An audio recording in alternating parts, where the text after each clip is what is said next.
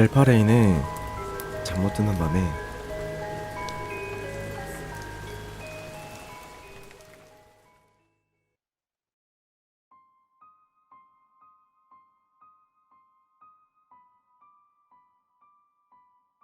할머니의 목적.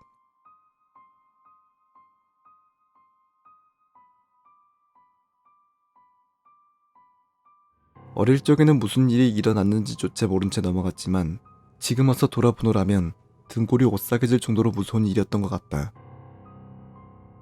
그 사건은 내가 무척 어릴 때 일어났다. 기억이 애매하지만 여동생이 아직 갓난아이였을 무렵이니 아마 내가 초등학교 저학년 무렵이었을 것이다. 당시 여동생은 천식이 심해 진찰과 약 처방을 겸해 차로 1시간 정도 걸리는 먼 곳에 있는 병원에 통원하고 있었다. 나는 딱히 병은 없었지만 매번 동생과 어머니를 따라갔다. 어렸을 때는 설령 병원에 가는 것이라도 멀리 나가는 건 다 즐거운 법이다.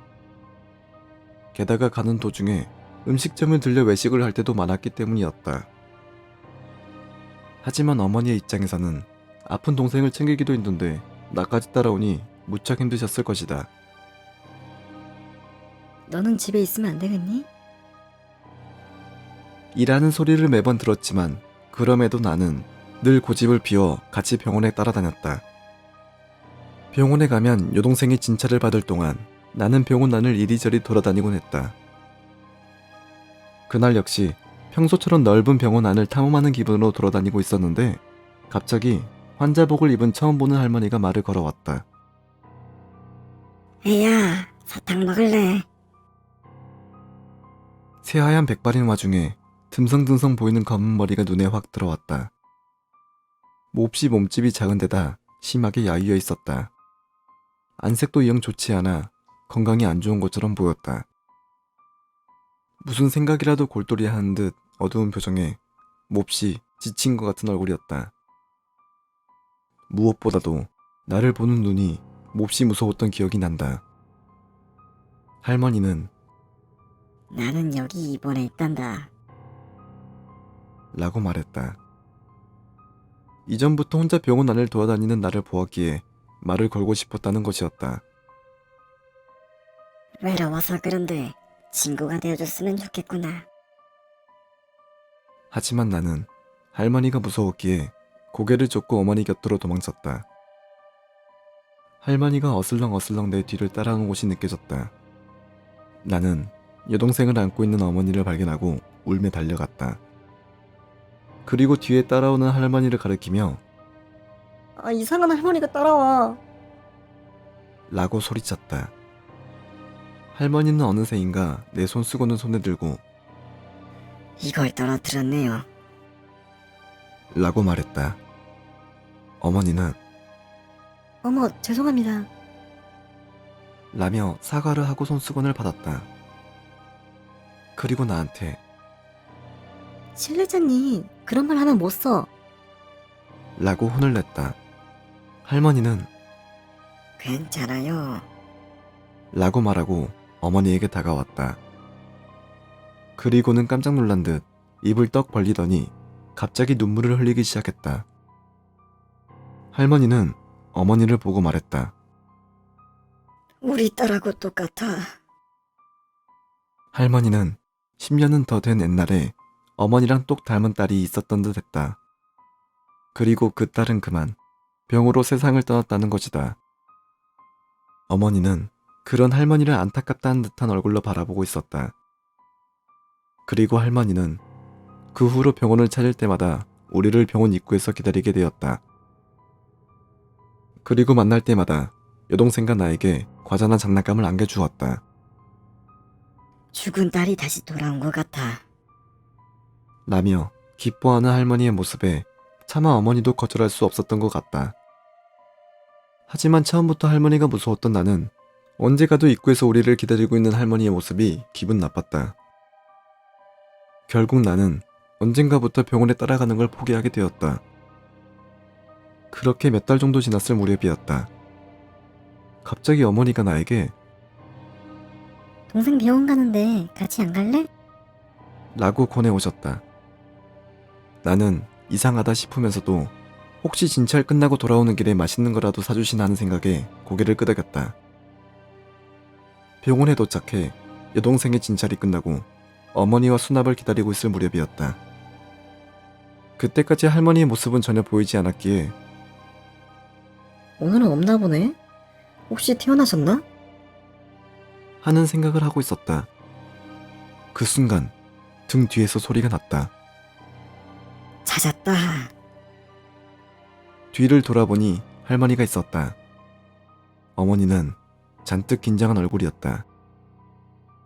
할머니는 늘상 입던 환자복이 아니라 사복을 입고 있었다. 요새 월요일마다 기다리는데 못 봐서 서운했어. 정원아는 요일을 바꿨으면 알려줘야지. 할머니는 어머니에게 질책한 듯 말한 후 나를 보며 웃었다. 오래간만이구나. 오늘은 아줌마가 맛있는 걸 사줄게. 거절하는 어머니를 억지로 밀어붙여 할머니는 우리를 가까운 패밀리 레스토랑으로 데려갔다. 식사를 하는 동안 할머니는 계속 웃고 있었다. 할머니와 어머니가 이상한 대화를 했던 게 아직도 기억에 남아있다. 2개 있으니까 괜찮잖아. 그런 소리 좀 그만하세요. 아이, 괜찮잖아. 자꾸 그러시면 경찰 부를 거예요? 그럼 이걸 읽어봐. 할머니는 어머니에게 봉투를 건네주었다. 그날 집에 돌아올 때는 평소와는 다른 도로로 돌아왔다. 그리고 차 안에서 어머니는 나에게 이상한 질문을 했다. 너는 동생이 소중하다 생각하니? 응. 너는 오빠니까 무슨 일이 생기면 동생을 지켜줘야 돼? 알겠어. 다음 주부터는 너도 동생이랑 같이 병원 와서 옆에 꼭 붙어서 지켜주는 거다. 그래. 그 당시에는 왜 어머니가 그런 말을 하는지 알 수 없었다. 그리고 그날 이후로 매번 병원에 갈 때마다 만나던 할머니를 다시는 볼 수 없었다. 그리고 그로부터 10년가량 지난 어느 날 나는 어머니에게 그때 그 할머니 그러고 보니 어떻게 지내고 있을까? 하고 물었다. 돌아온 어머니의 대답에 나는 경악을 금할 수 없었다. 그 사람은 아마 이미 죽었을 거야. 그리고 그 사람 할머니가 아니라 나랑 동갑이었어. 나는 깜짝 놀랐다. 당시 어머니는 30대였다. 하지만 그 할머니는 어떻게 봐도 60은 훌쩍 넘은 것 같은 모습이었다. 어머니에게서 들은 진실은 이랬다. 퇴원을 하고 나서도 계속 병원을 찾는 할머니의 모습에 어머니는 무언가 이상하다는 걸 느꼈다고 한다. 그래서 간호사에게 할머니가 무슨 병을 앓게 아직도 통원 치료를 받는 것인지를 물었던 것이다. 하지만 돌아온 대답은 놀라운 것이었다. 할머니는 병 때문에 입원한 것이 아니라 정서불안으로 인해 자살을 지속적으로 시도한 탓에 입원했던 것이다. 딸이 죽은 충격 때문에 자살을 시도했고 그 와중에 심신이 쇠약해져 외모마저 급속도로 노화되었던 것이다. 그 할머니의 죽은 딸은 갓난아기였다. 즉, 어머니와 닮았을 리가 없다는 것이다. 그러고 보면 할머니가 어머니를 향해 우리 딸하고 똑같아. 어머니는 팔에 여동생을 안고 있었다. 할머니의 눈에 들어온 것은 어머니가 아니라 여동생이었던 것이다. 처음에는 상냥했던 할머니였지만 점차 어머니에게 여동생을 자신에게 넘기라며 집요하게 요구해 오기 시작했다고 한다. 당연히 어머니는 거절했다. 그리고 혹시나 여동생을 할머니가 유기라도 할까봐 나를 보디가드 삼아 병원에 같이 데리고 왔던 것이었다. 이야기를 마친 후 어머니는 그때까지도 가지고 있던 할머니가 줬던 봉투를 내게 보여줬다. 안에 들어있던 편지에는 짧은 문장 몇 줄만 들어있을 뿐이었다. 딸 곁으로 가겠습니다. 당신 탓입니다. 계속 원망하겠습니다.